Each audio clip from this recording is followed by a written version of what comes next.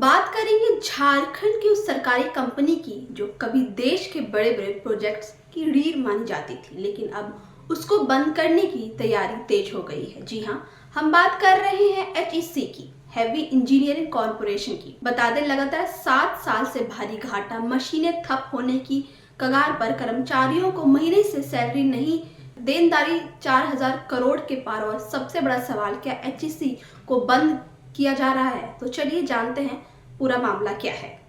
नमस्कार, मैं प्रियंका और आप देख रहे हैं लाइव लगातार। 13 नवंबर को कमेटी ग्रुप ऑफ ऑफिसर्स यानी CGO की एक महत्वपूर्ण बैठक हुई। इस बैठक में साफ HEC को बंद करने की सिफारिश रखी गई। इसके बाद वित्त मंत्रालय ने भारी उद्योग मंत्रालय से अनुबंध 2 के आधार पर अपडेटेड बैकग्राउंड नोट मांगा है, जिसमें साफ पूछा गया है कि HEC को आखिर क्यों बंद किया जाए, आर्थिक हालत क्या है, देनदारियां कितनी हो चुकी हैं, और 20 नवंबर 2025 को वित्त मंत्रालय ने जो पत्र जारी किया उसमें कंपनी की बदहाली का पूरा जिक्र है। HEC का घाटा पिछले 7 सालों में लगातार बढ़ता गया है। एक झलक आप आंकड़ों पर देखिए जो आपको हमारे स्क्रीन पर दिख रहा होगा।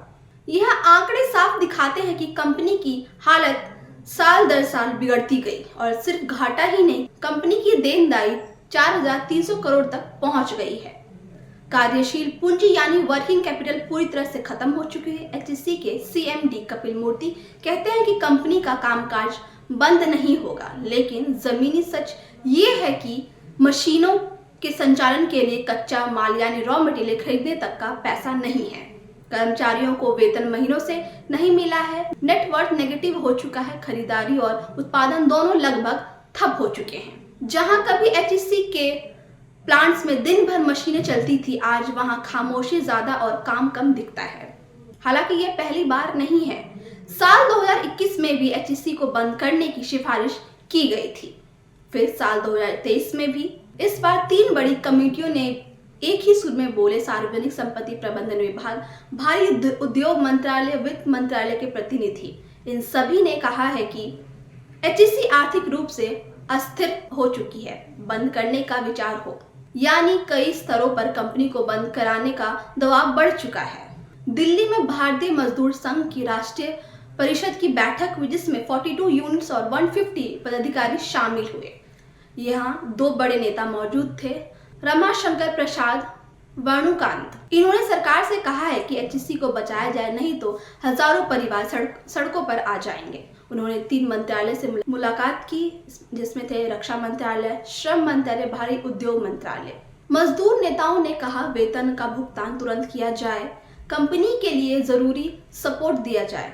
सरकार ने आश्वासन दिया है कि समस्या समझी जाएगी, लेकिन अंतिम फैसला अभी भी अधर में लटका है। HEC की कहानी सिर्फ एक कंपनी की नहीं, बल्कि झारखंड की औद्योगिक प्रतिष्ठा की कहानी है। रांची का यह प्लांट कभी देश की सबसे बड़ी इंजीनियरिंग यूनिट था, लेकिन अब ये बंद होने की कगार पर आ चुकी है।